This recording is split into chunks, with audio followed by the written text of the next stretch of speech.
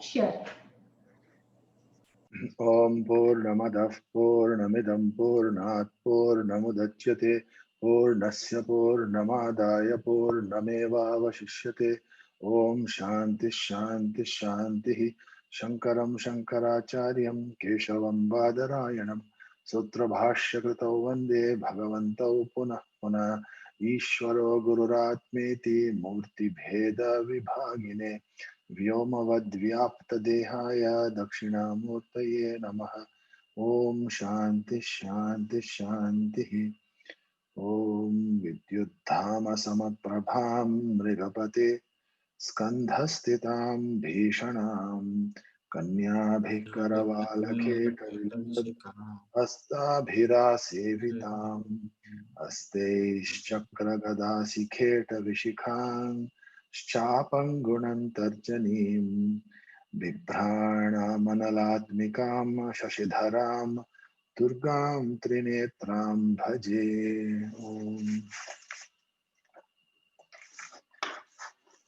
Pray at the feet of the mother, the second day of Navaratri. Then we get back to our topic.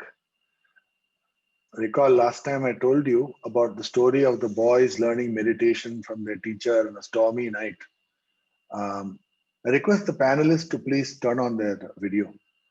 The students, not so much Vishu sir and Venkat sir.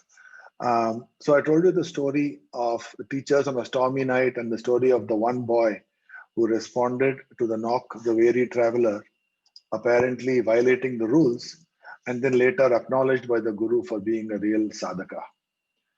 So Vaidika sadhana is a very subtle thing, and you can't grasp it or take it in a very pedantic or a literal manner. You have to imbibe it intelligently with some sensitivity and an open heart and with all your emotions at the very depths of your soul. Because Vaidika sadhana doesn't leave any aspect of the human condition untouched. It is not a one sided approach towards some discipline. Okay, so if there is, for instance, some upadesha for karma, then this does not mean that you shouldn't learn to sit quietly doing nothing for a period of time. Similarly, if there's an upadesha of a meditation, that does not mean you have to give up all your duties for that. So you have to be balanced. There's a peculiarity of Vedanta that while emphasizing one aspect, it makes it necessary to be inclusive and acknowledging all the other aspects at the same time. So, in the name of one pointedness, we'll end up mistakenly giving up a host of other things, and that makes you extremely imbalanced and extremely self centered sometimes. They have these, some places they have these kabutar khanas with the trained pigeons, and there may be about 50 holes in which the pigeons are supposed to go. And each pigeon is trained to go to their particular hole. So they 50 pigeons have 50 assigned places, and each is trained to go to his assigned place and his place alone. Now, the God who made this world didn't create the world like that. So God, the God principle as a creator, as the creator who, with respect to the origin or the cause of the universe, and then the maintenance of the universe, we have seen that Ananda is the Karana or the cause, and Dharma is a set of rules that are required to maintain and uphold it. And just as much as Ananda is always closely linked. I think I said it before in this class, but Ananda is closely linked to Ananta. Ananta is the infinite. And the reason how Ananda and Ananta are linked, I might have mentioned it before, it's almost definitional. Okay. Because Ananda comes from not wanting anything. And one can truly not want anything only when one has everything. And so, if you have truly Ananda, it means you don't want anything. It means there is nothing outside you that you don't want. That means you begin to experience your full infinite presence. It is a very definitional thing. Similarly, if you are infinite, there is nothing outside you, Hence, there is nothing that is wanting. Hence, there is no cause for dukkha. Hence, that is Ananda. So, Ananda, Ananta are not just similar sounding words, they actually mean the same thing by definition. Okay. So, as much as Ananda is expansive and unlimited, so too is Dharma. You cannot understand Dharma as something sankuchit, a very particular, very tiny accounting sort of bookkeeping type of rules. It has to be understood with humility and with imagination. It is not just a set of rules for day to day living, but it's actually a doorway to your deepest self or God, however you want to see it. There is no area of development in the world or development of yourself where Dharma doesn't pulse. Just like if you have a plant and you water the roots, then the water goes to every single leaf in the plant. So too with Dharma and the universe. And even if one person attains to spiritual fulfillment, then the entire universe is blessed by that. This is not a rhetorical or a poetical statement. One person, if they are absorbed in Brahman for 1 second, then the entire universe blossoms at that moment. Swami Vivekananda, who many of you might have heard of, is often talked about as being a karmavadi. But look at what he said. He said, if you can do nothing else, go sit in a cave and think one single thought, one good thought, and it will penetrate the walls of that cave and go all over the world. One thought, a good thought, a pure thought with intensity filled with love can penetrate the entire world. So these things have to be understood in the terms in the language of yoga. And the only approach through yoga is through karma. So often an opinion that bhakti gives you an easy way out. And of course, everybody wants an easy way out towards everything. One isn't opposed to the idea of bhakti, but you do need a correct orientation for that bhakti to bear fruit. And then if that bhakti is to lead to yoga and jnana, we should be clear in our mind that what is yoga and what is the need for it. Because without yoga, neither karma will be wholesome nor bhakti will be wholesome. So, when dealing with karma in the very beginning of Bhagavad Gita, Bhagavan says, Yogastha Kuru Karmani. Yogastha means be firmly situated in yoga and do karma. Only then will you be able to disconnect karma from your lower desires. Whatever you do, you are told to do every single little karma as a worship to the Lord. But this is very difficult. To do even the sweeping of the floor without any desire as a worship to the Lord doesn't mean that you can sweep the floor without actually cleaning it and in some yena kena prakarena way that just does it. And the excuse is, I'm not focused on the result because I'm doing nishkama karma. This is not nishkama karma. There used to be a Swami who lived in Himachal Pradesh who had a beautiful ashrama, and as he got older, he got more and more obsessed with the garden. And as he got older, he couldn't do anything else but be in the garden. So the whole time he was in the garden in that ashrama. Someone asked him, "You have such a beautiful garden. It must be costing a lot of money." And he said, "Yeah, yeah, it costs a lot of money. You know, I have to get this seed from there and this particular fertilizer from there, etc." Of course, maintaining a garden is very expensive. The person said, "This is a Swami in ashrama, so much money." Then the person said, "Acha, but okay, anyway, you do all these things. But I see that you have a beautiful garden, vegetable garden here. I'm sure it's all worth it because after spending all that money, you don't have to spend money on vegetables in the market." He said, "No, no, no, no, it's not like that. You see, I do all this planting, but we don't get any vegetables from any of these plants." He says, "No vegetables from vegetable plants. Then why do you plant these vegetable plants?" He said, "Oh, you see, that is just nishkama karma. I don't want any vegetables." So that is not the nishkama karma. That is just merely an obsession. And if that is the impression of nishkama karma that you do in the way you think about karma, then entire society will break down.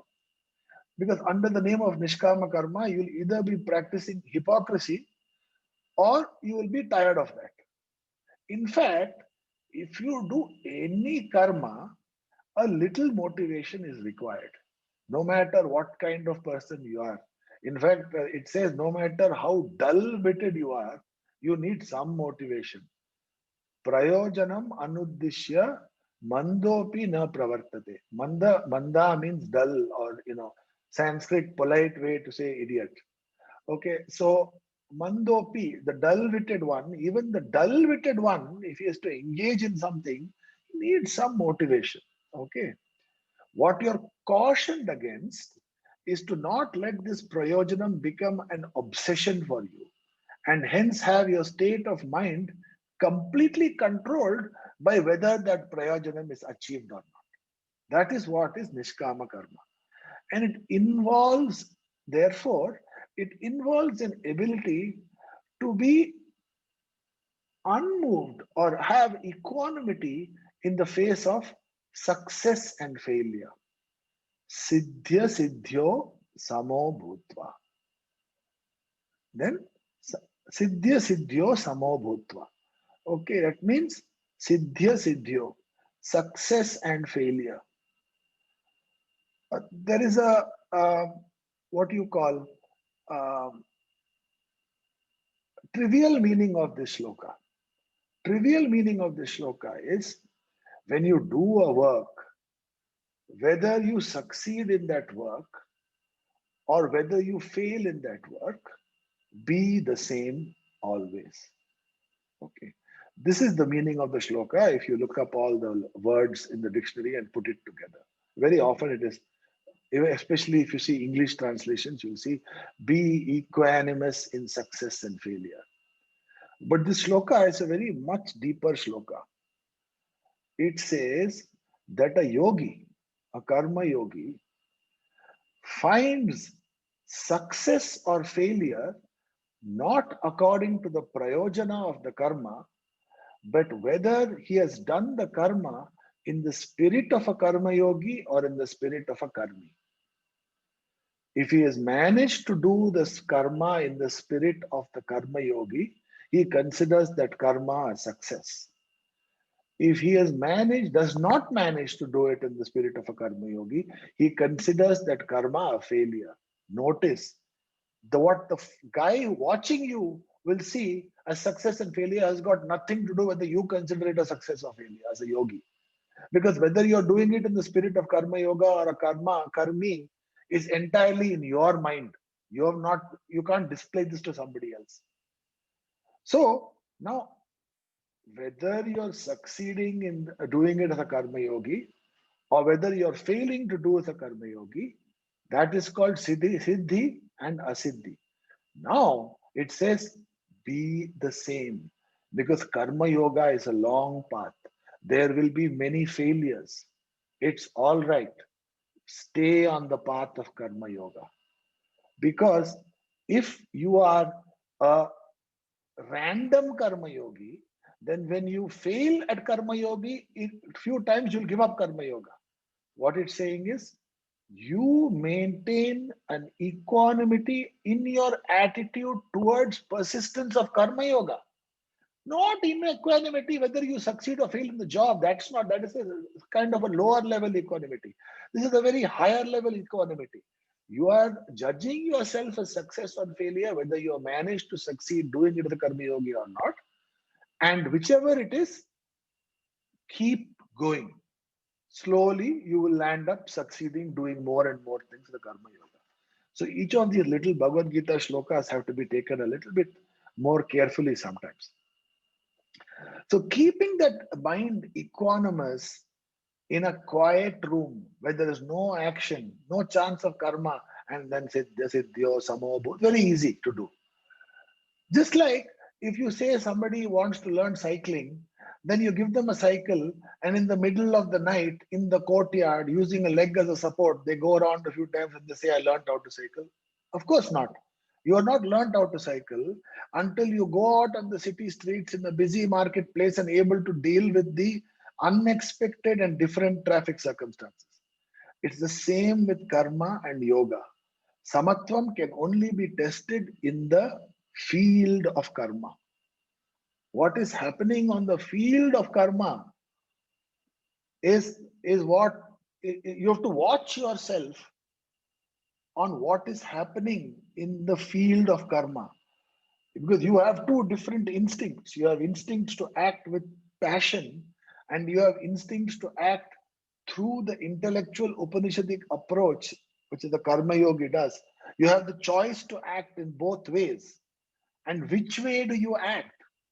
And how are you able to change your actions so that which one of you, inside you are two people, one person who wants to act as a karma yogi, another person who wants to give up and act with passion.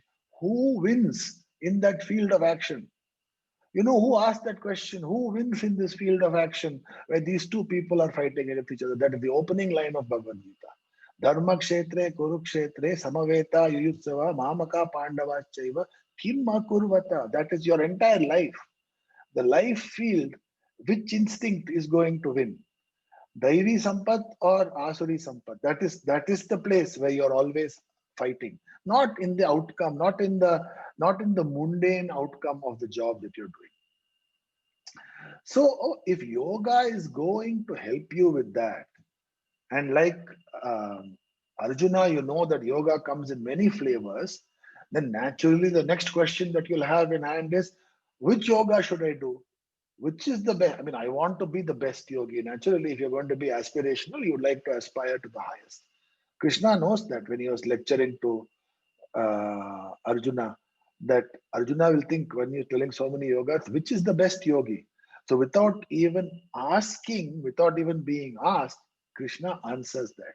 Yogi nama sarvesham madgate nantaratma atmana shraddhavan bhajate yo mam same yukta tamo mataha. If you ask my opinion on who is the yukta, yukta tara, and the yukta tama, the most qualified yogi, it is the one who is shraddhavan bhajate yo mam madgatena antaratmana. The Lord is challenging you to be a yogi whose heart and mind are forever at the Lord's feet, with intense and complete shraddha, without a break, doing the bhajana of the Lord. This is a very difficult challenge. The reason it is a difficult challenge is the mind by its nature does not like to keep on doing one thing. That is the nature of mind. In 2 minutes, it gets bored and can move to the next thing. Arjuna is very smart, so he knows this. He realizes this when Krishna lectures him. He puts up his hand, sir, I have a question. What's your question? He says, this is what you're saying is not possible. Why it's not possible? Because what you're describing to me requires my mind to be what it's not. What is my mind? Chanchalam hi mana Krishna. That is the problem. My mind doesn't like to stay in one place at one time. And in fact, Krishna will not tell Arjuna, no, you see, mana should not be chanchala, mana has to be chanchala. Every minute now, I am telling you a new thing. If your mind is stuck on what I told you on minute 1, then you will not get the benefit of the entire lecture. Because your mind is chanchala, it is able to move from topic to topic to topic to topic as it comes at you. And yet, your mind has to be enough anchanchala to be able to sit through one lecture and understand a theme of a class and concentrate on a topic. So that you have to use the chanchala mind to your benefit, because what we are talking about is not easy. It's about the infinite tattva. To catch a small finite thing, one can go through it mindlessly. If I give you a 3-hour cinema you have to watch, you'll watch mindlessly, you can watch. But to deeply engage the mind with the infinite principle requires yoga shakti. Now, through yoga, like many people in the modern world, if you are not going to do bhajana of that infinite Ishvara principle and instead get into some kind of trick, some hypnotism, that is not yoga. So whether you approach jnana through karma or bhakti, the foundation is yoga sadhana. Yoga is a must. And the Upanishad declares it. Na virato duscharitan, na shanto na samahita, na shanta manaso vapi, prajnanena enam apnuyat. Yama is talking to Nachiketas. This Brahma Jnana cannot come because you are some just pedantic genius from a purely intellectual perspective, using purely intellectual tools, I am going to understand and have liberation. Not possible. It is no use to have the intellectual strength if you have not given up durachara. It is no use to have the intellectual strength if your sense organs are not in your control. It is no use to having intellectual strength if your mind cannot be steady. With all those faults, no matter how much intellectual strength you have, you cannot know yourself. You will always remain far away from the joy inside. This is one of the contradictions of the modern state of the world, which we call scientific progress, because outside you have everything, but inside there's a certain emptiness and a certain anxiety. The Gita hints at the problem at the very beginning of Krishna's Upadesha. Ashocyananvashocastvam prajnavadansya bhashase. Remember, na prajnanena enam apnuyat. Arjuna, you're talking like somebody who has got intellectual knowledge, but your internal state belies a totally different condition. Because you're grieving for what doesn't have to be grieved for. You need yoga to get rid of these internal contradictions, but you can't take that yoga and go to a room and sit quietly. Hence, yogaya yujyasva. You have to fight using yoga. We've seen this example that these Atmananda and self-knowledge, they are there. They are called praptasya prapti. We don't have to go and get them from some remote location, from some remote god, some remote guru. They are within us, but we do not have access to them. Okay, we don't know they are there. If we are told, it is like the person who bought, I told you earlier example, bought a plot of land crying that it's not yielding any crops. Under the land, there's a gold buried. But if you don't know it is there, if you are not told how to dig, how to remove it, how to preserve it, what are the right uses of that gold is useless. So those steps are what is called yoga. It is very subtle and very sharp as a practice. It requires a lot of effort and it's a very dynamic thing. And it comes and it gets hinted at many times in the Upanishad. We saw one example of such an exercise in Panchakosha Viveka. It is a principle. There are many ways to meditate, not only closed eyes, but open eyes meditation. And the aim of all this is to understand these things and to discover the supreme autonomy of the spirit. So using the body, the prana, the sense organs, the mind and the intellect, the Atma, which is not available for transactions, is in fact transacting as it were. And when it is transacting as it were, it is supposed to be exhibiting its Paramaswatantriya, its independence. But currently that is not happening. So each of these things, the body, prana, sense organ, mind, intellect, have to be purified so that they can act the way they are supposed to. And that requires regular practice. And by the way, that practice cannot be under duress, nor can it be the matter of just suppressing something. It is a fine art of control, and it leads to sublimation and regeneration.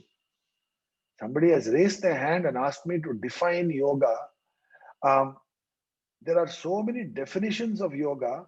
So I'm not going to particularly point out towards one definition of yoga. Instead, in the coming few minutes, I will be discussing certain different aspects of yoga.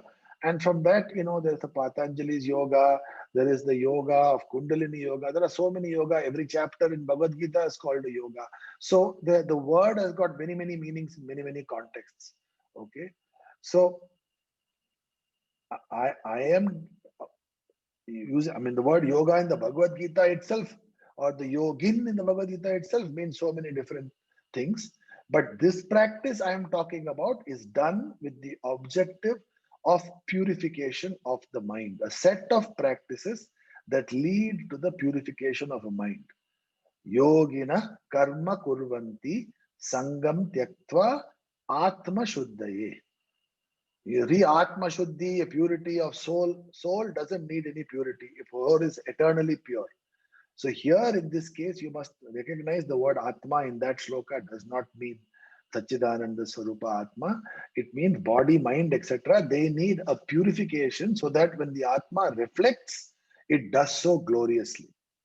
Because of the impurities in my body, mind, etc., it is unable to appropriately reflect. For example, if I am talking to you now and there's a problem with the internet connection, then my ability to reach you and your ability to hear what I am going to say are both compromised. Or imagine that the internet is okay, but I don't know how to use words. Then the meaning, I might know a certain thing very well, but the meaning I'm trying to convey will not be transferred from my mind to your mind. Similarly, if your mind is either dull, that is the manda, or distracted, then you can't absorb my meaning no matter what a brilliant speaker I am. The listener will not get the message. So, similarly, if the body is rid with instability and diseases, and if the prana and indriyas do not function with clarity and strength, and the mind and the intellect cannot be operated with subtlety and one pointedness, then the Atma's expression in them will be incorrect and garbled.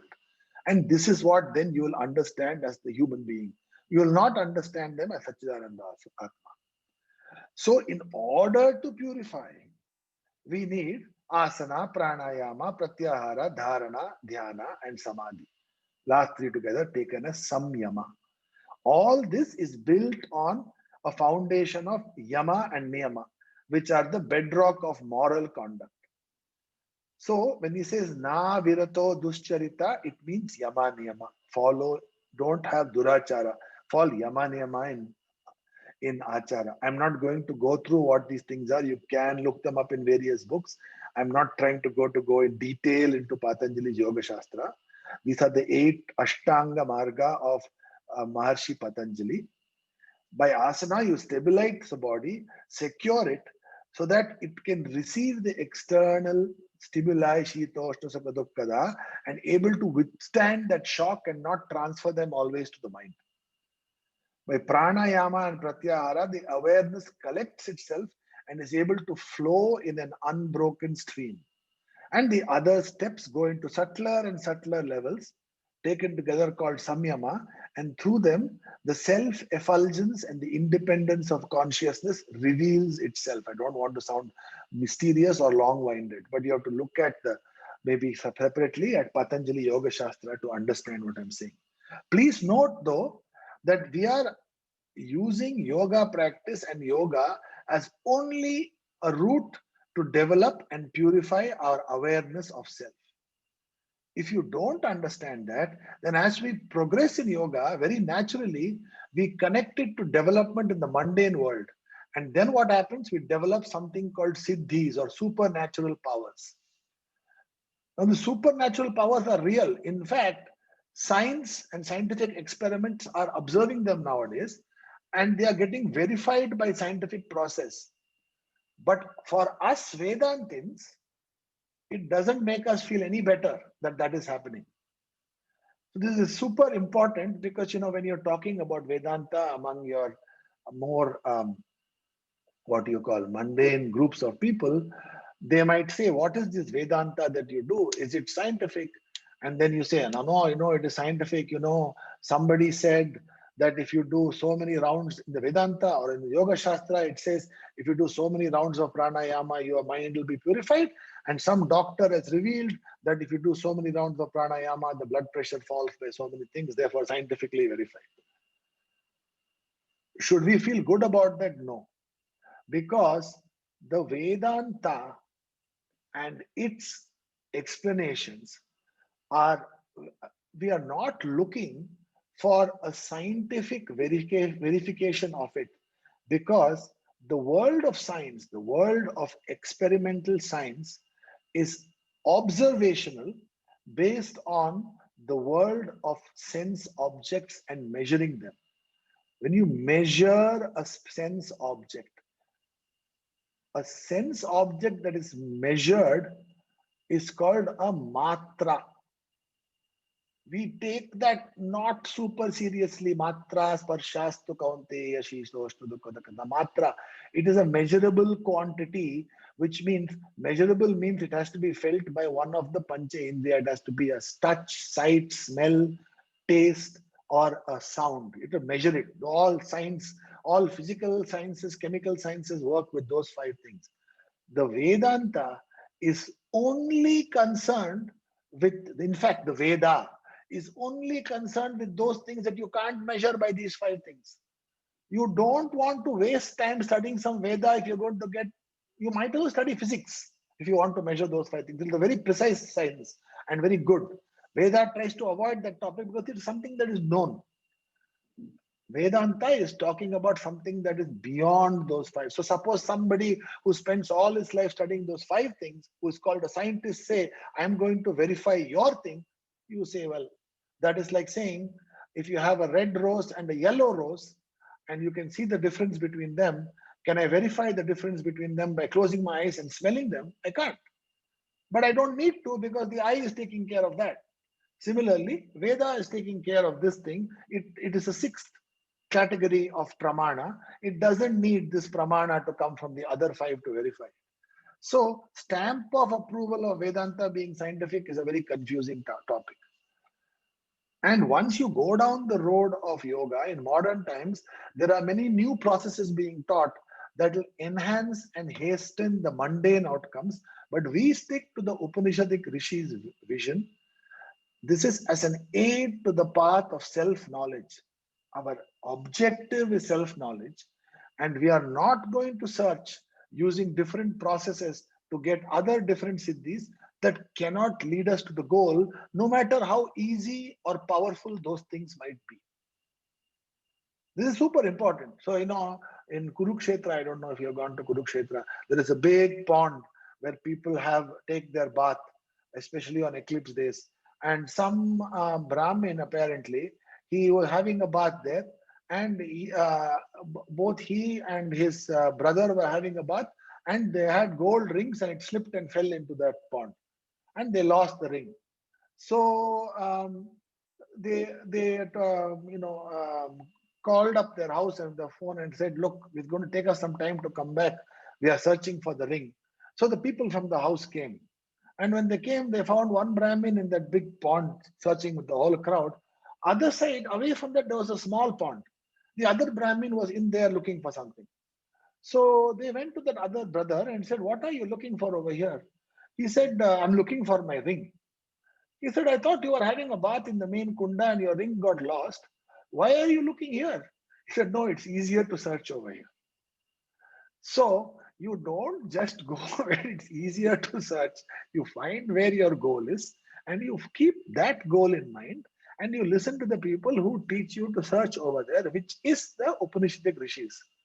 So in the Kathopanishad also this yoga is hinted in a slightly different way. Kathopanishad, it says there are thousands of pathways in the body, control pathways. Okay, for engineers, this will be very easy to understand. Control pathways that connect the mind to the body and help it oversee that. And there are 101 principal control pathways, and they all converge at the control center that is described as being located in the Hridaya, in the heart. These are called nadis. Now, of all these control pathways, is one very special control pathway, it says, that goes through the center of the backbone. This corresponds to what we now know where the spinal cord is located. That is called the Sushumna Nadi. So the Upanishad says that the mind stuff always flows through all the nadis. But when it flows to the Sushumna Nadi, and that too flows upwards to the Sushumna Nadi, then it can proceed to higher and subtler levels, eventually getting established in its natural fullness. This is also an important part of yoga. For this development, a particular asana is required. The way the breath flows in a subtle way, that pranayama is required. The use of the mantra, the concentration on the vibration of the life breath in the sushumna, the various centers along the ascent of the mind on the sushumna, they are all talked about in great detail in the Yoga Shastra. Remember, this is Yoga Shastra, not Upanishad. Even Patanjali Yoga Shastra are not part of the Upanishad. The Upanishad at various points hints at these various Shastras. Similarly, the way the mind moves is hinted at in the Upanishad through, in the Kathopanishad, through an analogy of the chariot. So for the chariot to reach its destination in a safe and secure way, you need a good charioteer who's controlling it. This is the Vijnanamaya, the deep knowledge lying in the intellect. Only this kind of intellect can control the mind, know when to tighten and know when to loosen the mind reins. And the horses are the ones controlled by the mind. And the horses are the sense organs, and the road is said to be full of sense objects. So this development of intellect to be the good controller, to experience it, you have to go and try it. You can't just read about it. Again, just like cycling, you can read anything about the art of cycling, but if you want to cycle, you have to try. You'll get many falls, and slowly you'll learn to balance the effect of gravity on the cycle versus the effect of gravity on your body. When you get that balance right, that is called cycling. Similarly, with yoga, you have to balance all the things. Initially, it's very difficult, but you need to be brave, and with long practice, and you eventually get to it. And you will eventually get to it. We are assured. Dussadhya siddhimayanti ripava yanti mitratan vishani amritatam yanti satata abhyasa yogata. If you practice, then dussadhya siddhimayanti. Even the difficult things can be achieved. Ripava mitratan yanti. Things that were your obstacles will become on your side. And vishani amritatam yanti. Things that are like poison will become like amrita. So that is if you have a good charioteer. Charioteer is called Sarathi. The moment you see a Sarathi, you remember Partha Sarathi, who for 18 days in the Mahabharata war, Partha Sarathi is Krishna, drove the chariot for Arjuna. Not only did he sit in the place of the charioteer, but he behaved like any charioteer too. Not in the action in the middle of the battlefield, but early morning, before the day's battle began, he used to go bathe the horse with his own hands, give them food and water, all the while talking to them lovingly and with soft words. This is an important and touching scene where the Jagat Guru is demonstrating a very important principle in the yoga. And there are beautiful shlokas, Nakaniyamita Khandu. There is a beautiful shloka in Mahabharata where he says, the Lord is driving the chariots. These are horses he loves so much. They know him. They love him because he's created a relationship that is very direct between the horses and the Lord. And in the middle of the battlefield, he's driving fast, and he notices that one of the horses is twitching its neck. So he says that the horse he knows from the rapport he's got with the horse, he knows that that horse needs that neck to be scratched. So what he does is he takes the what you call that whip that he uses for the horse, and he places it between on inside his what you call mukuta, where he's got that peacock feather. He places it there, and then the reins, he catches them in his teeth, and then he leans forward while the horses are running on the horse's back, and reaches his hand forward and scratches that horse whose neck is twitching. That is the relationship, so loving relationship that he has with the senses. And when people speak of yoga nowadays, you'll hear aggressive and I am going to systematically conquer the body and break the sway of the senses and dominate and control the mind. This is all counterproductive. The body and the senses and the mind are like pure, tender flowers because they are part of the expansion and the evolutionary aspect of the cosmic consciousness. Only with a divine and loving approach will they bloom beautifully and spread their fragrance.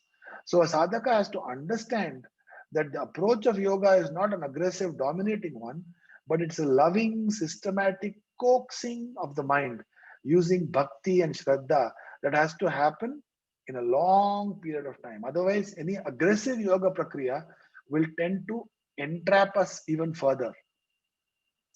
So that the story of Alexander the Great, when he came to conquer India, after all the conquest was finished towards the north, in the end, he was going towards the north to go back to Macedonia, Greece. And he said he wants to take something back from India, something that is a pratika, some souvenir. So he asks his people, what is the right souvenir of India I can take? So he says, there's only one thing here in India that doesn't have anywhere else in the world. What is that? There are these Brahmagyanis. There are these people who have realized their themselves. So, do you know any? Yes, yes, there are many of them. They're all thin and emaciated, having a bath by that river. He said, okay, so find the greatest one and you call him and tell him, Alexander has asked you that you have to come with me. So they go to this Mahatma who's sitting there in a tree near the river, and he says, Alexander has ordered you to come with him to Greece. So he says, what? Alexander has ordered me? He can't order me. I'm not coming. He is the servant of my servant's servant. And you are asking me to come. I'm not going to come. So this man quietly went and told Alexander, sir, he said he's not coming. Why he said he's not coming? He said, sir, don't get angry with me. But he said, you are the servant of his servant's servant. So Alexander was very much intrigued. So he went to say to me, sir, what are you saying? Come now. I'll tie you up and take me. You can tie me up and take me, but I'm not going to come willingly because you are the servant of my servant's servant. So what does that mean? He said, see, I am an ever independent principle that pervades the whole world. We call it Atma. Servant of that Atma is the mind. And the servant of the mind are the sense organs. Now you say you are the world conqueror, but everybody knows you like overeating good food, womanizing, drinking in excess. So you are the slave of the senses. So, and the senses are the servant of my servant. So you are the servant of my servant's servant. How can I take any orders from you? So this is the fearlessness of the Bharatiya Upanishadic vision, its strength and its greatness. Bharata is the birthplace of yoga and this path to awareness. If you're able to experience and identify with that grandeur, you will be able to draw on the strength of your heritage and use it to make yoga not only easier, but also make it an essential part of your life in a very natural way. Unfortunate thing is nowadays, this aspect of yoga is understood better in the West than it is understood in India. There's a famous professor called Mircea Eliade, who used to teach where I was at the University of Chicago. He said, yoga constitutes a characteristic dimension of the Indian mind to such a point that wherever Indian religion and culture have made their way, you will find more or less a form of yoga. So in some Western sects of monks, they find that the monk have a habit of bending the head down, putting the beard inside their tunic and holding their breath. In yoga, that is called Jalandhara Bandha. Similarly, there's a Philokalia sect. In there, they control the breath while focusing the mind on a mantra that is not uttered loudly. This is called Ajapa Japa in Japa Sadhana. So all these things were discovered by our rishis, but many are lost to us now. Our knowledge of them has become just some information that you might read in a book, but practice is not common. And even if it is done in a very insipid and prosaic way. So by ignoring these things and not owning them, you are actually dishonoring your own ancestral wealth, apart from, of course, getting further and further from knowing yourself. So how it is, how do you own this and how do you own this heritage? We will continue to discuss in the next class. Hari Om. Venkat sir, with that I finish today and then I can answer any questions if need be. Wonderful session. Wonderful session. Jagdish Venkat Rao. For moksha, we should have zero punya and zero papa. But every karma we do either gives punya or papa. In our life, we have to do karma also. So how do we achieve zero punya and zero papa? So doing karma, you will be interacting in the world. When you're interacting in the world, you will be tainted by the world. The taint of the world is called punya and papa. That is an inevitable thing. As you point out, achievement of zero punya and papa, in management talk, they say you achieve zero inbox. All your emails are read. Like that, zero punya papa is impossible. Zero inbox you can achieve, but zero punya papa is impossible.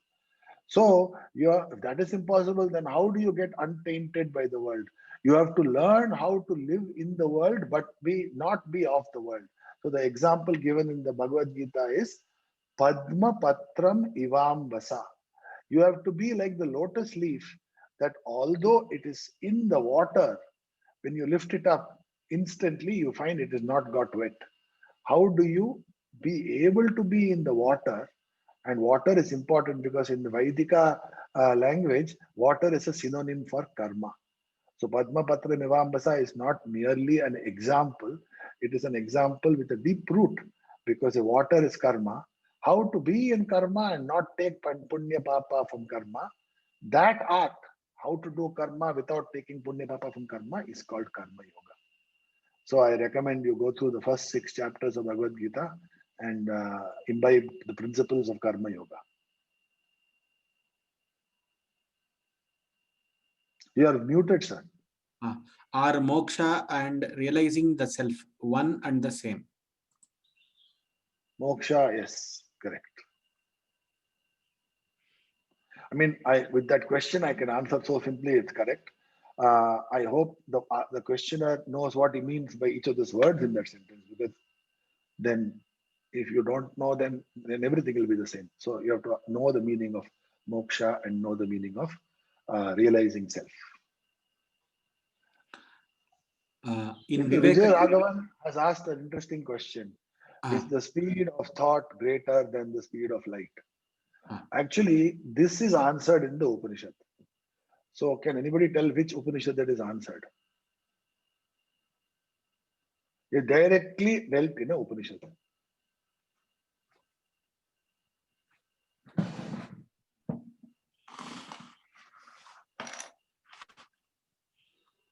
Anyway, so I might give you a hint.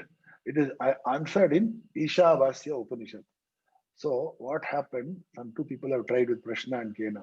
It is answered in Ishavasya Upanishad. Ishavasya Upanishad in one place says, how fast is consciousness? Well, how do you take a test of how fast is consciousness?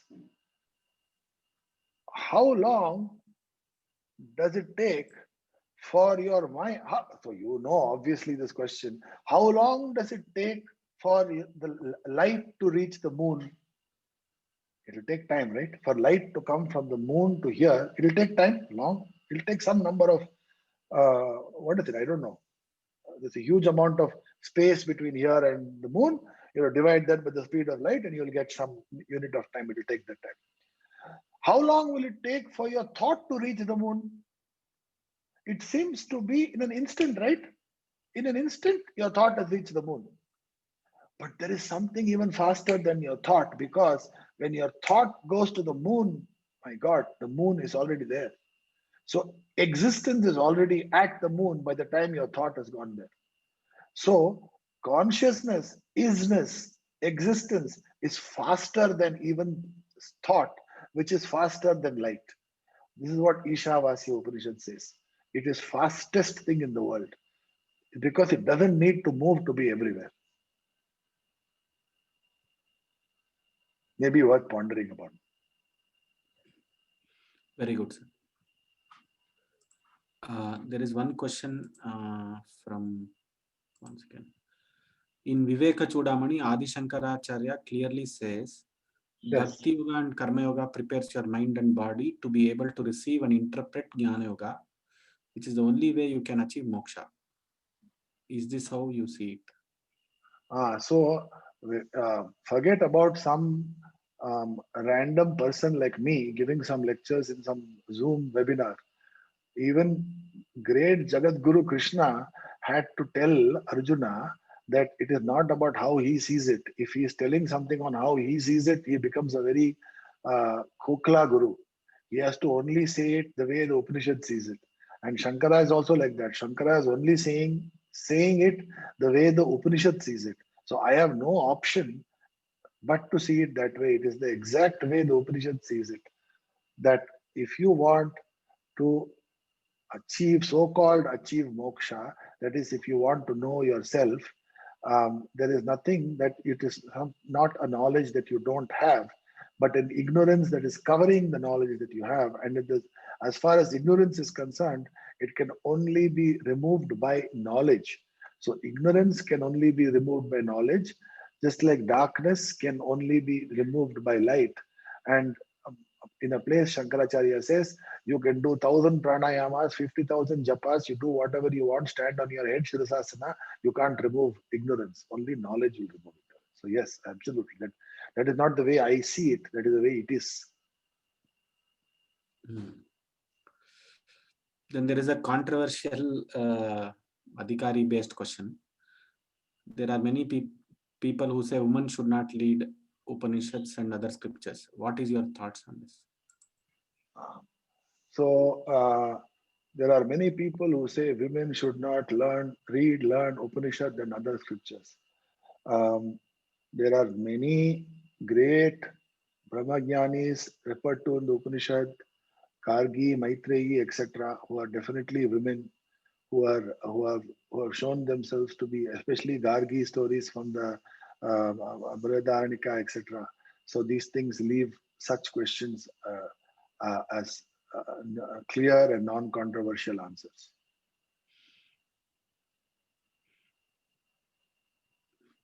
Okay.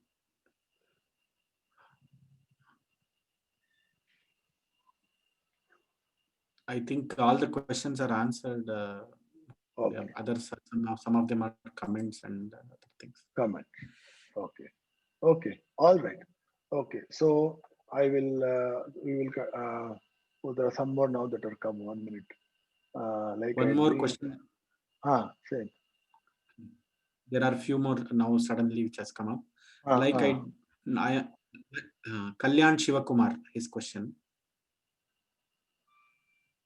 Like I dream and create many projections in it. I'm also projection on someone's mind, where the space and mind that is relevant to me is irrelevant outside.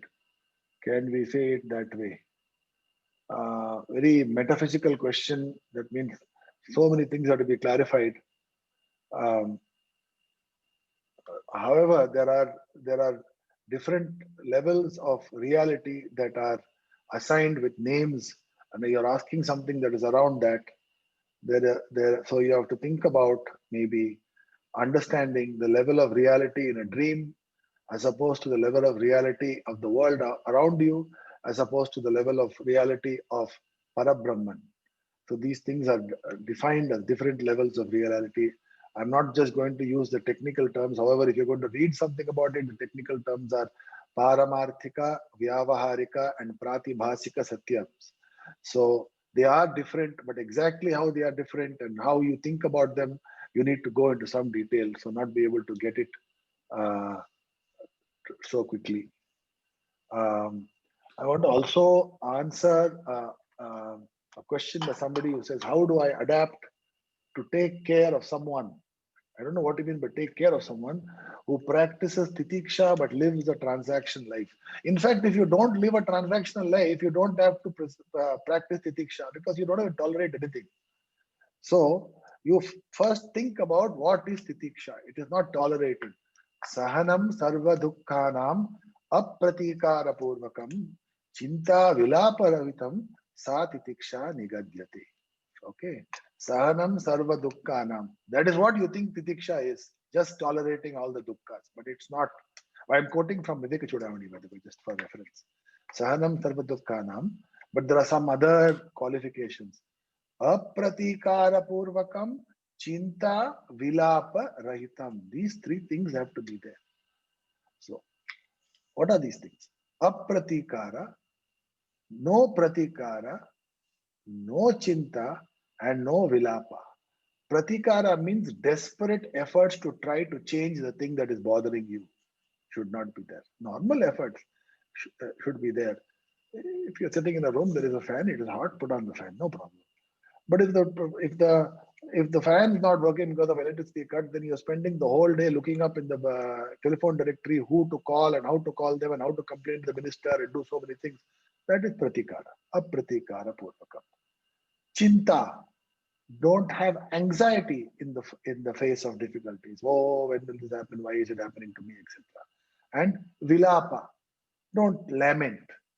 When you have any problem, you're typically lamenting and making the problem worse by lamenting the problem to others. So when you're leading a transaction life and when difficult circumstances come, you get a chance to practice titiksha, and you have to practice it by these three things. Apratikara purvakam, chinta, vilapa, rahitam. That is how you do the three things.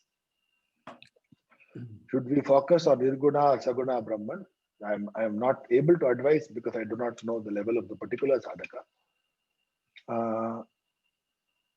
I have seen many saints or jnanis in the process of self-knowledge is more serious in how they represent themselves in this world and explaining about business. I am not sure. Bhagavad Gita 10 teaches to chant Bhagavan's name. Doing so, does one become a Vaishnava? What happens to Shiva? Romba kashtam. So, fortunately, we have a beautiful Upanishad, which is called Rudra Hridaya Upanishad. Okay, so suppose you are a Shiva Bhakta, you'll say, okay, it's a good Upanishad because Rudra's name is there in that. So in that he explains what is Vishnu. So Uma Shankara Yogo Sa Yogo Asa Asau Sa Vishnu. What is the exact? Do you know the quote? Uma Shankara Yoga Asau. I'll tell you. It says, if you want to understand what is Vishnu, it is the union of the Shiva Tattva and the Uma Tattva. So you can completely relax. You can chant any of the three names you want. You will be chanting the names of the others. In any case, Bhagavad Gita is not us. Bhagavan, so sophisticated that he couldn't even say, he had to say that I am not telling you what I'm telling you. I'm telling you what is in the Upanishad. He certainly will not be telling people, you please chant Krishna's name. He is not such a guru. So don't worry, he is not asking you to chant Vishnu's name, but even if he is, there's no problem because that Vishnu is Uma Shankara Yoga. Nothing to worry about. So anonymous attendee can rest assured. How Adhikara for learning Vedas is not for all, then how come we are learning and delivering lectures on Veda? Yes, in a very strict way. You are not such lectures, etc. are difficult in a systematic way to convey things because these things have to be conveyed by a proper teacher in a very strict discipline, following other strict disciplines, etc. But given the times we are, and given the fact that this knowledge will otherwise perhaps be totally lost from the collective consciousness in India, it's considered okay to do just as a hint or an inspiration for you to go about then getting inspired and going and finding a serious, proper Brahmanishta Shrotriya Guru and taking up the Upasana and studying properly. So do not take this class or any other class like this that you go to be a substitute for that. There is no substitute for that. Okay, sir? Sir. I think we are done with... Okay, okay. Om Purnamadav Purnamidam Purnat Purnamudachyate Purnasya Purnamadaya Purnameva Vashishyate. Om Shanti Shanti Shanti. Hari Om. Thank you so much, sir. Thank you to all the participants.